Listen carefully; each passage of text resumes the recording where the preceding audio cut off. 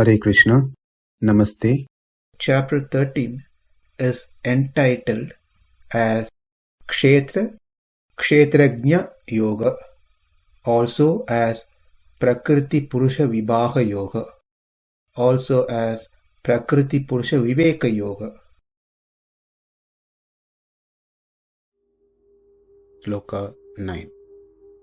Indriyārtheṣu vairāgyam anahaṅkāra eva ca janma-mṛtyu-jarā-vyādhi duḥkha-doṣānudarśanam. In the previous sloka, 9 qualities were discussed out of total 20, and in this sloka another 3 is being explained. Indriyārtheṣu, in the matter of the sense objects like sound, smell, touch, etc.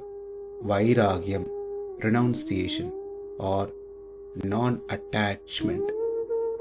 Anahaṅkāra, being without false egoism, that is, not considering the body as the self. Eva, certainly, cha, also, janma-mṛtyu-jarā-vyādhi, birth, death, old age, and disease. Duḥkha, also distress. Dosha, the falls in anudarśanam, constantly observing. What is being said here is that there should be no attachment towards objects apprehended by these external sense organs such as the eye, the ear, etc. The body should not be thought of as the self. The defect of sorrow caused by birth, death, old age, and disease is to be contemplated upon time and again. Now let's understand each one of them, starting from the first one. Indriyārtheṣu vairāgyam, detachment from the things that is understood through the senses. Shabda, sparisha, rupa, rasa, gandha. The attachment towards hearing, seeing, smelling, tasting, and touch. These are the various forms by which we derive some enjoyment, some satisfaction. Indriyārtheṣu vairāgyam, being detached from these senses, which brings some pleasure or even for that matter pain from the external sources. People mostly do not work hard to bring pain to the senses, rather try work hard to bring some pleasure and happiness to the senses. But it is said by the great saints who have experience in this matter that to earn the material things, to keep the senses happy, is much more difficult than keeping the Atma happy. Because once we get Atma realization, we become satisfied, whereas even if we get the wealth of the world, still we may not be satisfied. We need more and more and more without any limits. And another problem is to maintain those wealth, maintain those happiness that we derive through the senses. That's another challenge. And another challenge is after we attain this material gains is we are going to develop more enemies. People become envious about us. There will be thieves in the form of friends, relatives, family members, government who wants to rob our wealth. Whereas, if we are self-realized person, if we are happy person within, no one will ever bother us. Mostly people may think we are crazy and leave us alone. And moreover, in this area of self-realization, there is less competition that we will have, as not many people are interested in self-program as we compare to the material programs, material achievements.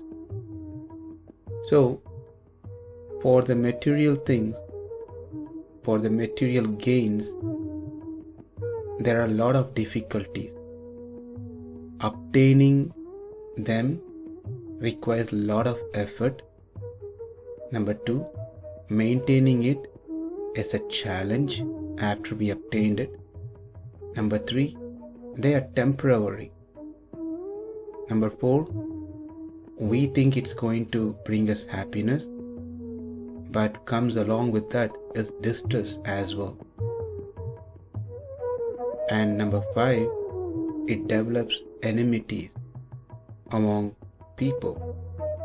These 5 senses within us are like unpaid tenants who live there, who demands a lot, and they pull us in 5 different directions. They try to keep us so very busy, entangled within this world, so we have less time to think about Atma or Paramatma.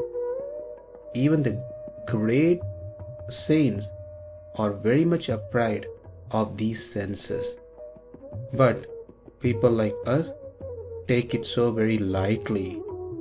Rather than controlling them, we let them control us.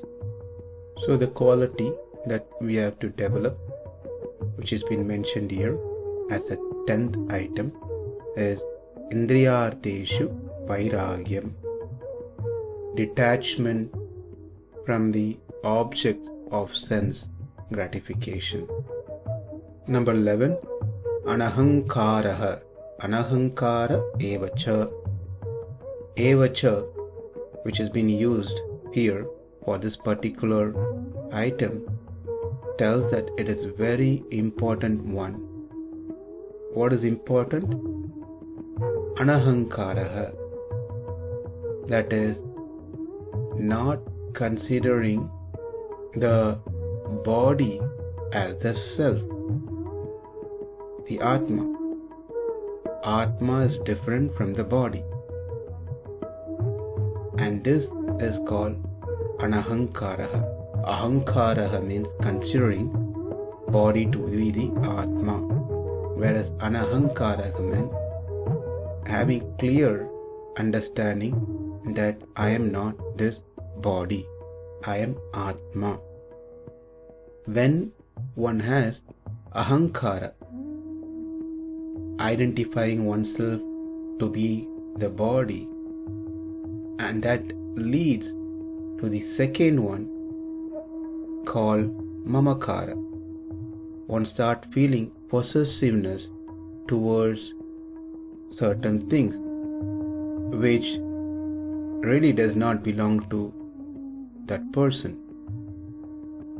So one who has ahaṅkāra is a right candidate for mamakāra as well, as both goes together hand in hand.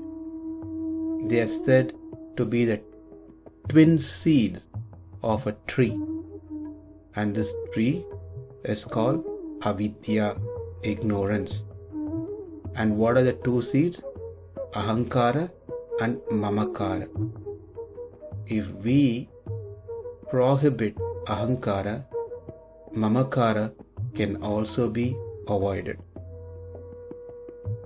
So the first thing is anahaṅkāra, knowing very clearly that I am not this body, I am a spirit soul will help one to not get into the second program of possessiveness, that is, thinking that which does not belong to me to be mine.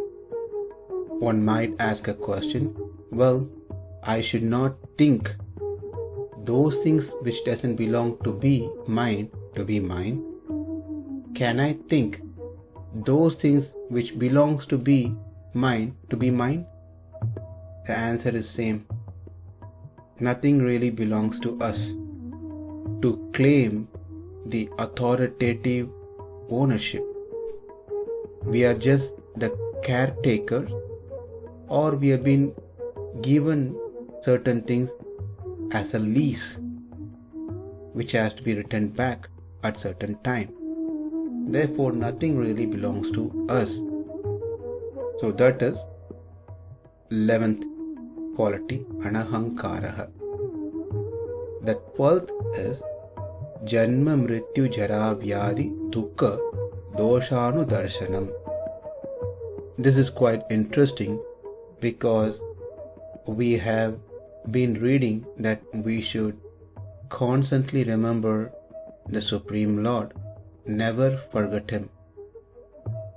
Krishna also said, Manmana bhava mad bhakto madhyaji mam namaskur.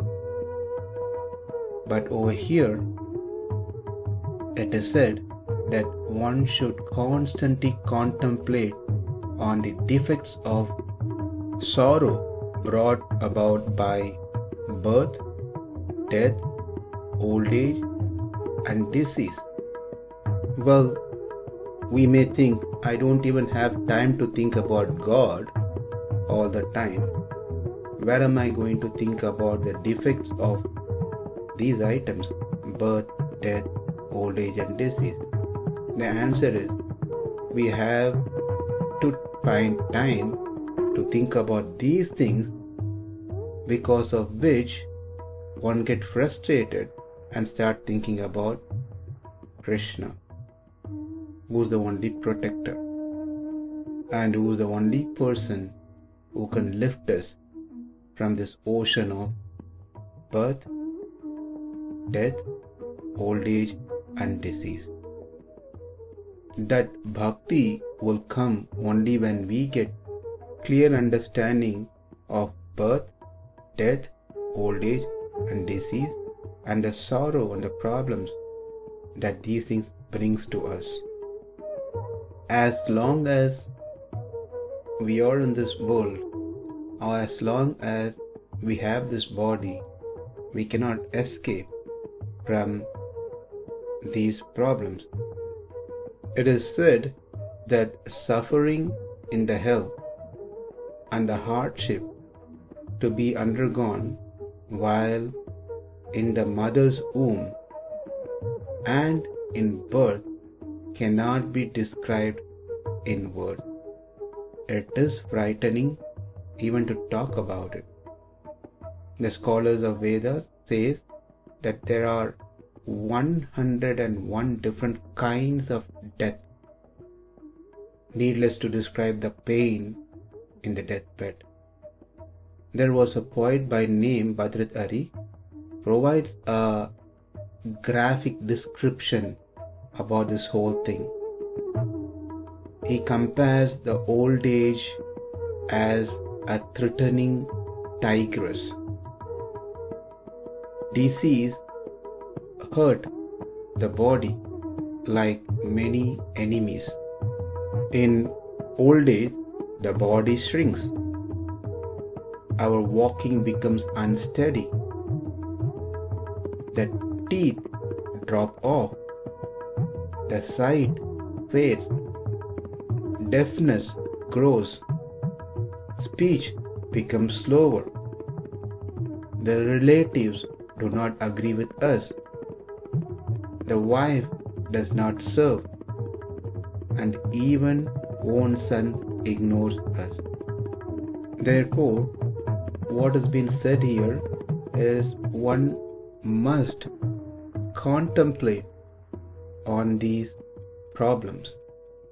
we have experienced all these in some form or the other. Nothing is new. But still, we are investing more time into this world, thinking we are going to be better, if not now, tomorrow. The Prakriti, Maya, gives us a lot of false hope.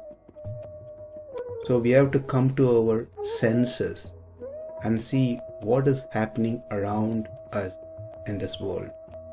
So rather taking shelter of Maya, we have to take shelter at the lotus feet of Krishna, so that we don't need to return back into this world to have mother's milk again. What we have seen from this verse are 3 items: indriyārtheṣu vairāgyam, detachment from the things that comes through our senses.